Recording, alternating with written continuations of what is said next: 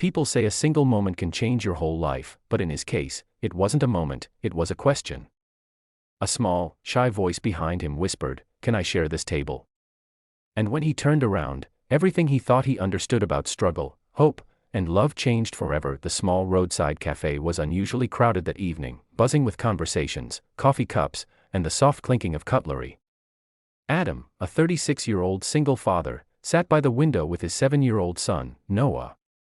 They were sharing a quiet meal, something rare for them now. After losing his wife 2 years earlier, Adam had been racing between 2 jobs and whatever temporary work he could find.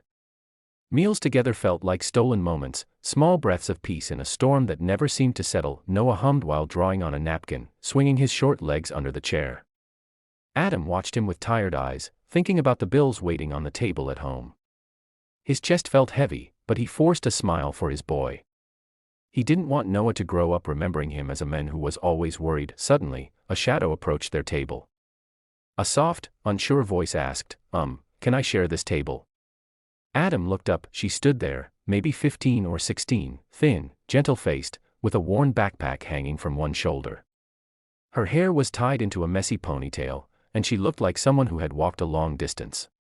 But that wasn't what caught Adam's breath. It was her one leg, the left pant leg of her jeans carefully folded and pinned up, her weight balanced on a single metal crutch shining under the cafe lights. There were no empty tables left, and she looked embarrassed for even asking. Adam nodded softly. "Of course. Please." She smiled shyly, almost as if smiling was something she didn't get to do often. She sat carefully, resting her crutch by the chair. Noah peeked at her with innocent curiosity, and she gave him a tiny wave. He waved back instantly. For a moment, no one spoke, but Adam could see her hands trembling slightly, and her eyes scanning the cafe like she didn't want to be noticed. Something in her felt fragile. Like someone who had learned to survive quietly. After a few minutes, she whispered, "I'm Lily, thank you for letting me sit." Adam nodded. "I'm Adam, and this is my son, Noah." Lily hesitated, then lowered her voice even more. "I don't usually ask strangers for anything, but I've been traveling all day. My bus broke down. Long story." She looked down at her empty hands. "I just needed to rest my leg a little." Her words were simple, but Adam could hear the exhaustion behind them. He felt a quiet tug inside him, something familiar.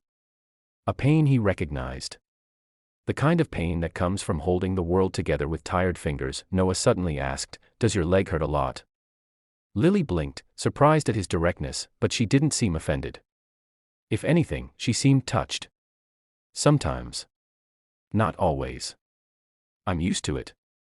Noah nodded thoughtfully, then continued drawing. Adam studied her carefully. She wasn't just tired. She looked lost. The cafe lights flickered softly above them. Outside, rain began to fall in slow, steady sheets. Inside, at that small table, a quiet story was starting, though none of them knew it yet. Lily leaned back in her chair and whispered, "You ever have a day that feels like it's trying to break you?" Adam swallowed. "Yeah, more than one." And in that moment, 2 people carrying different kinds of pain shared the same small corner of the world. Neither of them realized how deeply their stories were about to intertwine. The rain outside intensified, blurring the window with streaks of silver. Noah finished his drawing, a stick figure family holding hands under a crooked rainbow. Without thinking, he slid the napkin toward Lily and smiled. "This is you," he said, pointing at the smallest figure. "You can be part of our picture." Lily's eyes softened instantly. She touched the napkin gently, as if it were something fragile and precious. "No one's ever drawn me before," she whispered. Adam watched her, feeling a strange ache in his chest. They sat in silence for a moment, the kind of silence that doesn't feel empty, but full of things they didn't know how to say. Finally, Lily spoke again. "I used to dance," she said quietly. "Before the accident." Adam froze. He didn't even realize he was holding his breath. "My mom called me her little hurricane," she continued, smiling through a memory. "I couldn't sit still. Always spinning, always moving." And then, one night on the highway, her voice cracked. Everything changed. She didn't cry. Her eyes were glossy, but she held herself together with a strength far beyond her years. Adam felt something inside him twist. "I'm sorry," he said gently. "It's okay." She exhaled. Life doesn't always ask if we're ready. Adam knew the truth of those words too well. Losing his wife had been sudden, a phone call, a hospital hallway, a life shattered in minutes. He looked at Lily again. She wasn't just a girl with one leg. She was a girl standing alone in a world that had taken more than it ever gave. Noah rested his hand on Lily's arm. My mommy is in heaven, he said simply. Lily looked at him with the kind of softness that only someone who has tasted pain can offer. Then she must be proud of you.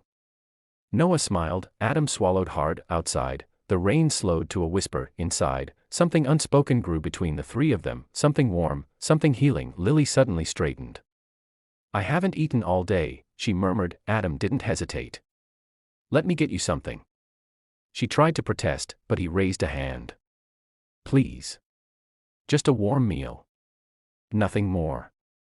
For the first time since she'd approached their table, Lily nodded without arguing. When the food arrived, she ate quietly, savoring every bite. Not with greed, but with gratitude. Halfway through the meal, she looked up and said softly, I'm trying to reach a shelter 2 towns away. They help people like me, people rebuilding their lives. Adam felt it like a punch, because rebuilding was something he had been trying to do too. Do you have anyone waiting for you there? He asked. Lily hesitated, then shook her head. No. But sometimes, you start over even if you're starting alone. Those words stayed with Adam long after the plates were cleared. When they finally stepped outside, the night air was cool, carrying the scent of wet pavement.